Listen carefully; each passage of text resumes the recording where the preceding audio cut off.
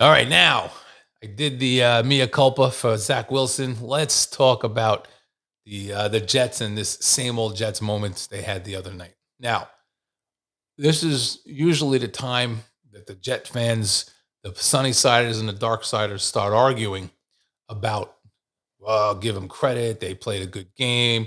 They You didn't expect them to win anyway. That's my favorite one. You didn't expect them to win anyway. So the fact that you kind of gave it away, it shouldn't matter. You didn't expect them to win.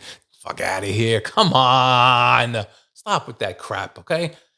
For the most part, and we can talk about the referees that you maniacs are talking about, but for the most part, the Jets gave that game away, right? They came out and got slaughtered in the first quarter.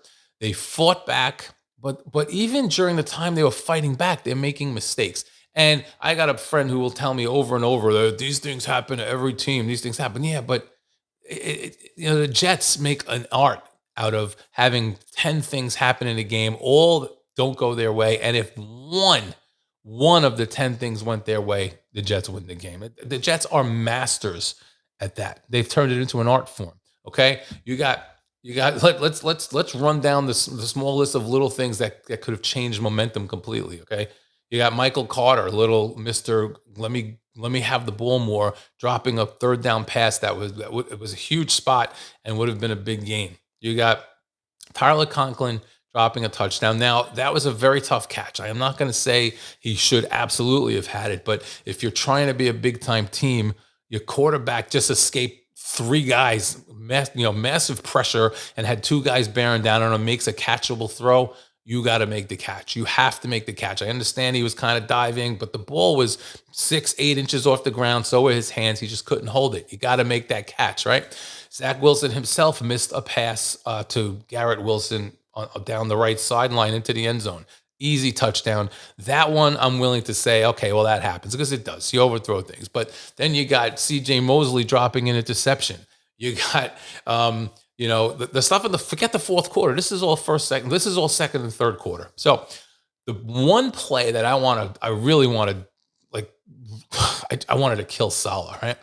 You got 30 seconds left in the half. You got all three timeouts left. It's 4th and 1, and you decide to kick a 52-yard field goal. Now, I get getting points on the board. It's 17-12. You're getting the ball back after the half. You want to go in. You get closer. You don't have to worry about a touchdown and a 2-point conversion. You can whatever. I understand all of that logic, but the logic I don't understand, and because it went the other way and the Jets ended up picking the ball off and getting another shot, this will be like bad revisionist history.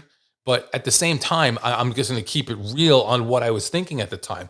30 seconds left, three timeouts. Patrick Mahomes has shown over and over again that with 15 seconds, he can get a team in field goal range. So let's say the Jets make the field goal in the best case scenario, and then Patrick Mahomes gets the ball back with 26 seconds left and gets them into field goal range, kicks a field goal. The Jets are in the same position as they were at the 4th and 1 play. Now they're down 23-15 instead of 20-12.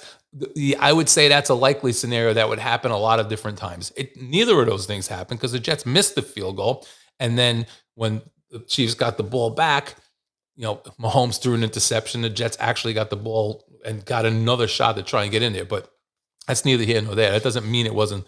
The decision should have been different. Now, my logic here, other than giving them the ball back, is that you got three timeouts. For once in your miserable freaking existence, go be aggressive and go for a touchdown. Try and score, and you have that game tied at halftime with the ball coming to you instead of this conservative not to lose shit. On top of that, the Jets tried to draw them off sides and then went and kicked the field goal anyway. I don't understand all of that. With the three timeouts left before you try and draw them off sides, go for the freaking thing. If you miss it and you don't get the first down, the Chiefs get the ball right about where they would anyway if you missed the field goal. It's not that much different, right? It's a 52-yard field goal. You got a good kicker, but shit happens, right? So this is perfect same old Jets shit. The Jets make the bad decision. They kick the field goal. They miss it. So now What they should have done was go for it and then get that first down, use those timeouts, get down, and the worst case scenario then would have been a much more makeable field goal, an easier field goal. But they didn't do that. I did not like the decision. I said it before he made the decision. You got to go for it here. You cannot clamp up there and play not to lose. You can't do it. So all of these little things, if any one of the things I mentioned well, obviously Zach Wilson's touchdown pass down the right sideline would have changed things. I cannot get on that. That happens all the time. That happens all the time. Dropped interceptions, dropped touchdown passes, stupid like scared play calling. That kind of stuff, any one of those things that we're talking about here would have changed the game and probably changed the game in the Jets' favor. They could have won the game, probably would have won the game if one of those things had gone their way and they scored. Because look, they lost by 3. They were tied for a lot of the second half, and enough. All right. Point I'm trying to make is that the Jets always find ways to lose these games where they have to make things happen, and they never do. They always bad penalties. We didn't even talk about the illegal man downfield where 2 guys on the Jets were a couple of yards up and they should have been a couple of yards back and had a big play called back. There's just so much that goes wrong with the Jets. Fourth quarter, I've been fighting with people for days that the referees, quote unquote, cost the Jets the game. Well, yes, if you look at it strictly at the fact that the Jets that they made a really bad call in the fourth quarter, then sure, they probably cost them the game. Was it a bad call? Horrendous, terrible, terrible call. The call itself was bad, but the fact that you see the Jets, Michael Carter, pick the ball off and turn around and start to run it back, and then the flag comes out. Then the referee gets up there and says, hold before the ball was thrown, holding. How do you throw the flag after the interception if it was a foul before the ball was freaking thrown? Whatever. So yes, terrible call. You can scream all you want about the fix, but even after that, the Jets had multiple opportunities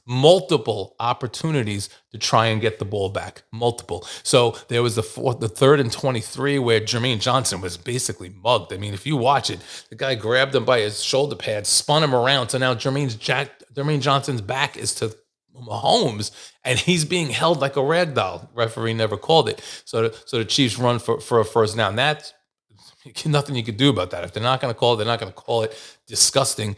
But there were several other opportunities. 3rd and 20, 3rd and 8. They had a 3rd and 1. They had a 3rd and 5, and they just kept giving up first down after first down after first down over and over again. They had a million opportunities to either get the ball back by having the Chiefs punt or having the Chiefs kick a field goal, which would have left the Jets time to go down and try and score a touchdown to win it. But they didn't do any of those things. So you cannot sit there and tell me that the referees cost the Jets the game when the Jets had a million opportunities early in the game and then had opportunities to stop them late in the game. You can't tell me the refs cost them.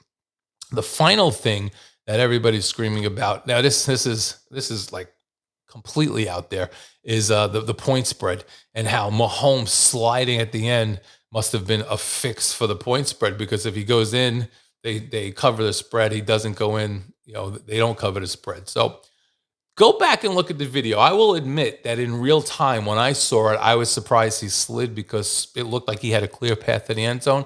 If I can, I'm going to see if I'm a little older. I don't know how to do this. I want to see if I could post a picture of that. I went and watched the video, and it shows clearly that he was about to get mauled. So in real time, I agree that it looked like he really slid for no reason. If you go watch that play and you look carefully, I think it was a safety. I didn't even see who it was battling somebody in the end zone with a block and came free, and Mahomes slid when he saw the guy coming at him. So yes, could Mahomes have got in?